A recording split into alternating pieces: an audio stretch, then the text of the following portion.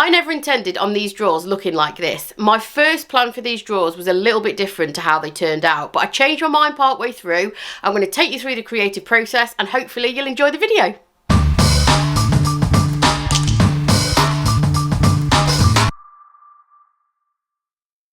As the intro suggests, this piece did kind of change halfway through, partway through. So what I'm doing now is just sanding down where the handles were. I took those off. This has been previously painted in silk mineral paint in the colour Endless Shore, and I've been using it in my own home for a couple of years, but I don't need it anymore. So I took those handles off because I plan to use different ones, and I filled the holes with wood filler, and then I'm just sanding them smooth. I don't know if you've ever, why can't I talk? I don't know if you have ever filled holes and then when you've sanded it flat you can still see a little bit of the hole where the old handle or hardware or screw or whatever was. And that's because most filler shrinks. So sometimes you do have to do 2 passes. I will usually overfill holes to compensate for the shrinkage, but even then sometimes when you sand it smooth you can still see a little bit of where that existing hole or screw or handle or whatever was. So all you need to do is just do it again. Slightly annoying because you're going to have to wait for the filler to dry, but in that time you could go and search for your missing AirPods that have been missing a week and I can't find them anywhere. Does anybody know where they might be? Or you could go and have a cup of tea, or you could go and watch an episode of Bridgerton, or probably not that because they're nearly an hour long. That's a little bit excessive, but my point is you need to sometimes fill holes twice. The second pass you don't need as much filler, so I'm just putting a very small amount on and just overfilling it again to allow for shrinkage. Let it dry and then just sand it smooth, and then in theory you shouldn't have any trace of where those original screw holes were. So the drawer fronts are all smooth, smooth, smooth. I did notice a couple of little dints on the top, so I've just filled that with filler. So while that's drying, I'm going to paint the fronts and then I'm going to have to go and get the kids from school. So we'll have to pick this up another day. Also, I've got a spider living in that corner. It's quite a big spider and it keeps coming out. Broad daylight, bold as you like, coming out, having a look, going back in. I'm going to have to start charging it rent because I don't like spiders. I also don't like killing things. So as long as it lives in its hole and stays away, that's fine. But I am going to shimmy these drawers over so that I'm not anywhere near the spider.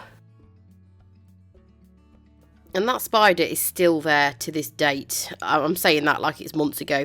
It was only a few days ago that I painted these, but you get the point. It's still there. Yeah, so anyway, the colour that I'm using is Cobalt Blue. It's a really, really bright, vivid blue. And this is from Dixie Belle's Chalk Mineral Paint range. So I just started sanding the first coat of blue and then I realised I didn't turn the camera on, and it kind of helps when you're filming content to actually turn the camera on. So all I've done is use an old sanding sheet from my Festool sander. This is a 120 grit, but it's been very well used, so it's worn down. And I've wrapped it around a sanding block. And I've just taken some of the texture out because there was some texture from the blue, and I kind of want a smooth finish with this. Some of the brush strokes were visible, and if you do get that, just know that everyone gets that. Everyone gets brush strokes every now and again. It's paint, we're brushing it on. You're bound to get a few. It's hand painted. So to knock them back, you first of all need to start with something like this. Don't go any coarser than a 120. Definitely not if it's a 120 and the sheet is new. I would definitely say 180, 220. But this is worn down lots, so this is fine. And then all I do, and this is basically a cork block, and what this does is helps you distribute even pressure on the surface. So what I don't want to do is get my sandpaper in my hand and start vigorously sanding, because that's going to gouge out areas, especially with this kind of sandpaper. So this block helps it keep it smooth on the surface and not apply too much pressure in certain areas. So I just lightly sanded over this. Yes, you can see the white coming through, but this is going to ensure a nice smooth finish.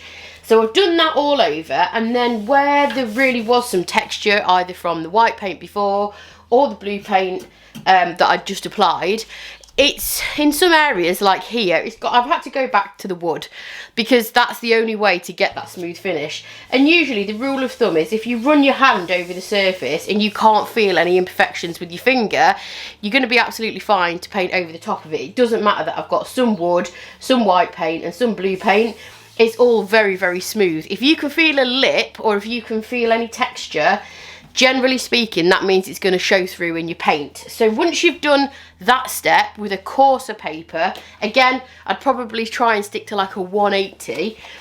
Then what I use is these sanding sponges from Dixie Belle Paint. These are equivalent to a 220 grit and it's a sponge. So again, it's not like a very thin piece of paper where you're going to apply a lot of pressure on the surface. So all I do then is just go over and literally just one swipe, and then if you run your finger over it, you can tell the difference. It's like buttery smooth now, and that just means it's going to make sure our second coat of paint goes on a lot smoother than the first. These drawers finished up a little bit more textured, so the smoothing that I'm doing now wasn't actually necessary, but like I say, I had different plans for it initially.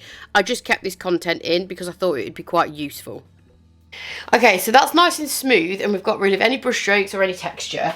And the essential step to do before you apply your second coat is to get rid of any dust on the surface of here. Even if you can't visibly see it, there will be fine dust that's on the surface.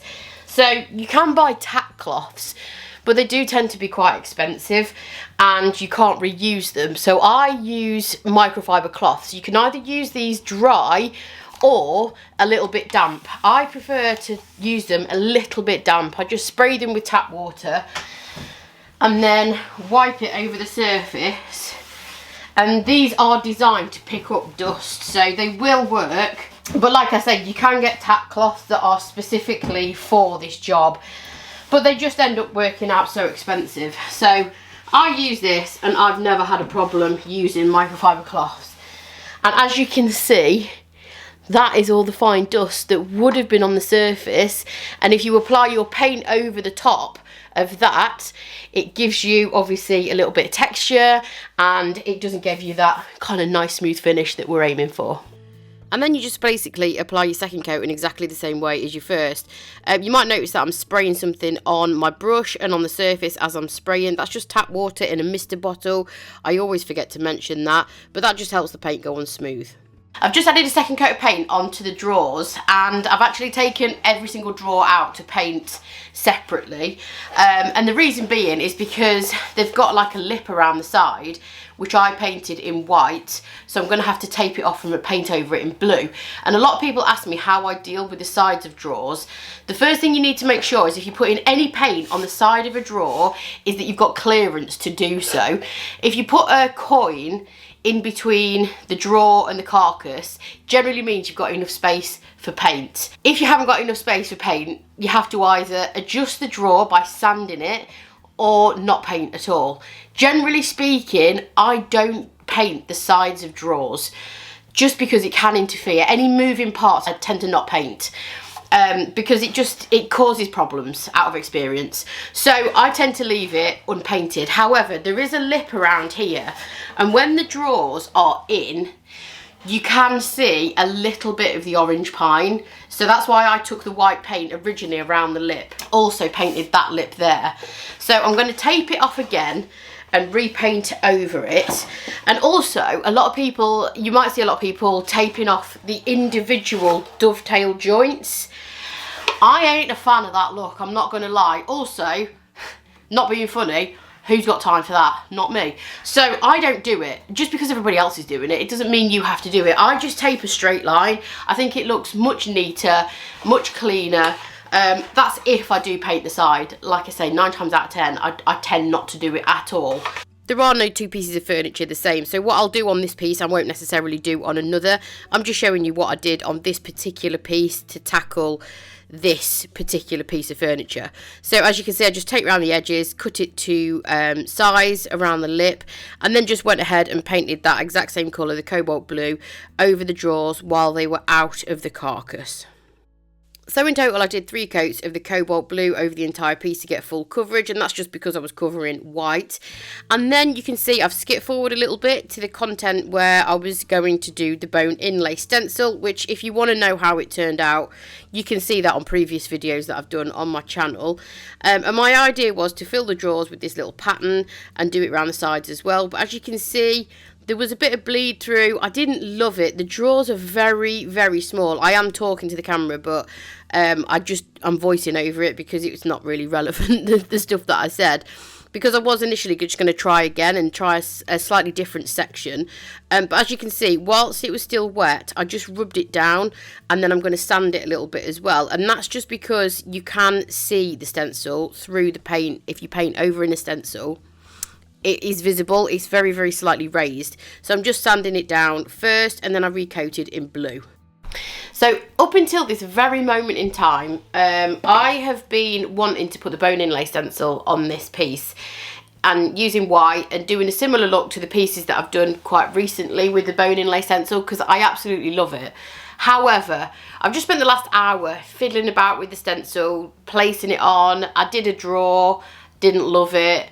I'm just not in the mood for stenciling. I think I've done it. I think I've overdone it with the stenciling of recent. So I'm going to change it up a little bit. I'm going to do something a little bit different. I'm going to introduce some more colours and a bit of texture and a bit of maybe chippiness. I don't know. But I feel like I just need to change it up, and I'm going to see how it evolves, and I'm going to grab some more colours and go from there, really. What is going on today? I just got all creative with that top drawer then, and the camera was pointing down to the ground still, down here, so I didn't actually pick up any of what I did there. It's a good job I remember, isn't it? I can do it again on the second drawer so you can actually see what I'm doing, because, you know, that might help.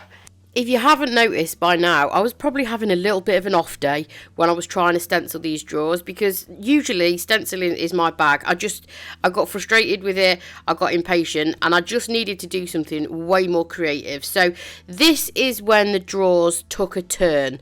I personally think for the better. Like I say, they might not be everybody's cup of tea, but I really enjoyed doing these. So the colour that I'm using now is called the Gulf, and it's a really bright pale turquoise shade. I'm going to use 3 extra colours, so I'm still keeping the base colour as Cobalt blue, but I'm going to start layering colours over the top, and I'm going to go for a really kind of boho-y kind of look with these, and I didn't have that as a plan. I just kind of went for it with the colours, and it kind of evolved into what it did in the end. So this is the Gulf, and then what I'm using now is Mermaid tail, and that is a slightly darker turquoise. It's a little bit more greener, but the colours work so well together. All of these kind of bluesy turquoises, they work together really, really well. And I'm not looking for any kind of blending. I'm actually going for more of a layered look here. So the Mermaid tail is actually a very thick paint, and that's because I left the lid off by accident, but that's going to lend itself really well to this look. And if you don't have thick paint because you don't want to leave the lid off, you can add a little bit of sea spray to thicken your paint up a little bit and get the same effect. And I'm using dry brushes. I'm not using much water apart from when I'm putting the first palest colour on. I'm not using a huge amount of water with this.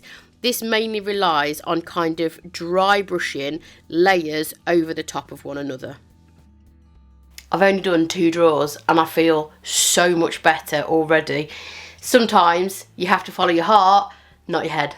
I do feel that was quite deep and meaningful there for me, but it's very true. I thoroughly enjoyed getting some more colour and texture and layers on this piece of furniture. And I was just happier. It just made me happy. So the last colour that I'm going to use is a darker blue. So this is darker than Cobalt blue. It's called Bunker Hill blue.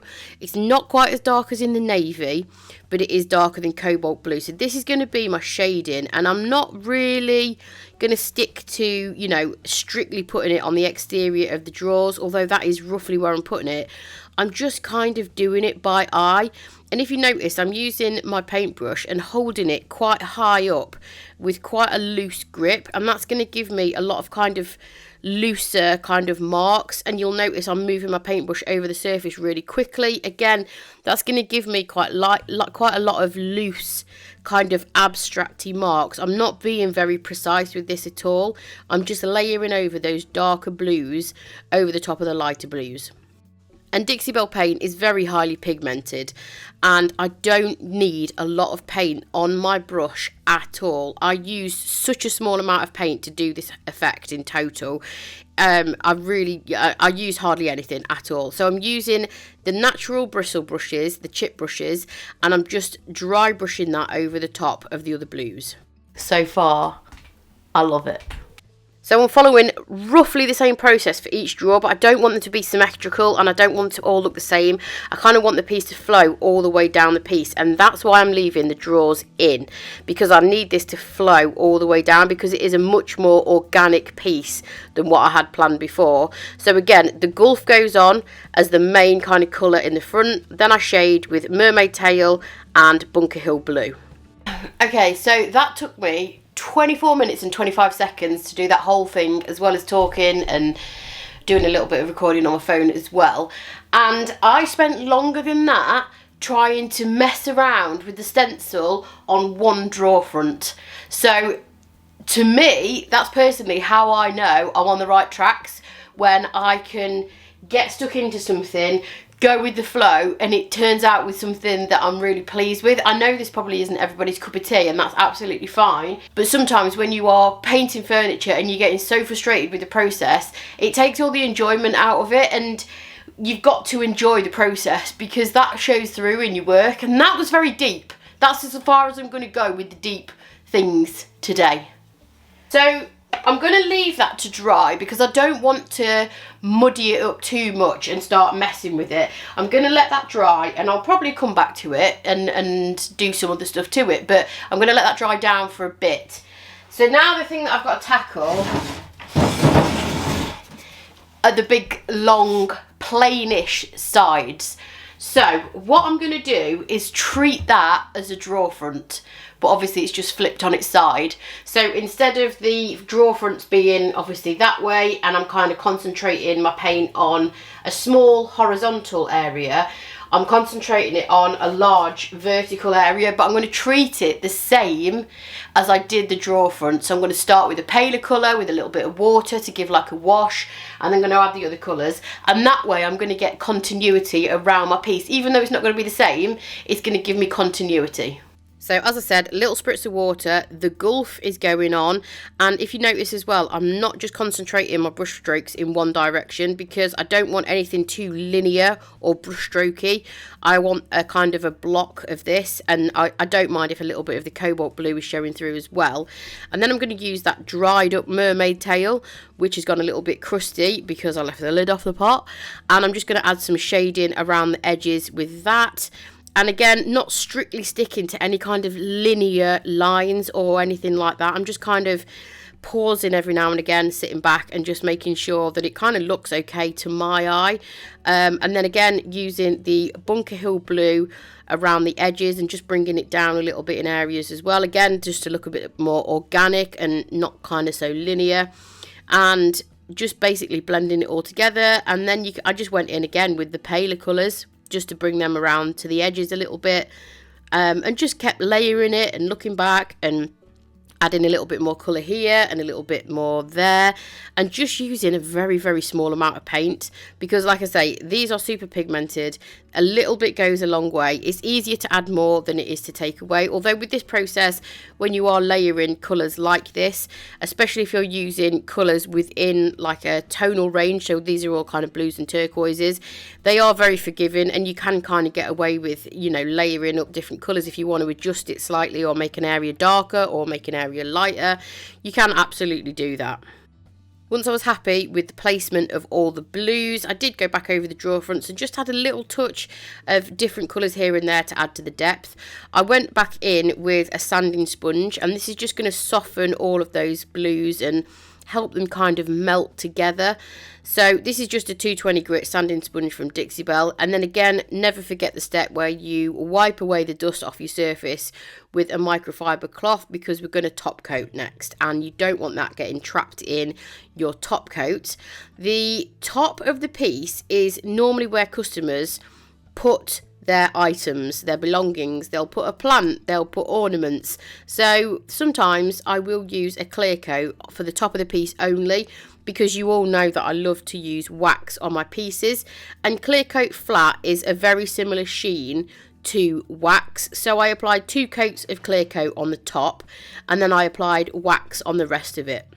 As you can see, I'm putting the wax on with a sponge, and these little blue sponges are something that Dixie Belle sell. They're a very small, kind of fine, dense foam sponge, and I find they pick up and distribute wax very, very well. Sometimes when I use a brush to apply wax, I will get kind of streakiness on it. And I've always had that problem, but since I've used a sponge, which has been for quite a few years now, I don't have that issue of streakiness.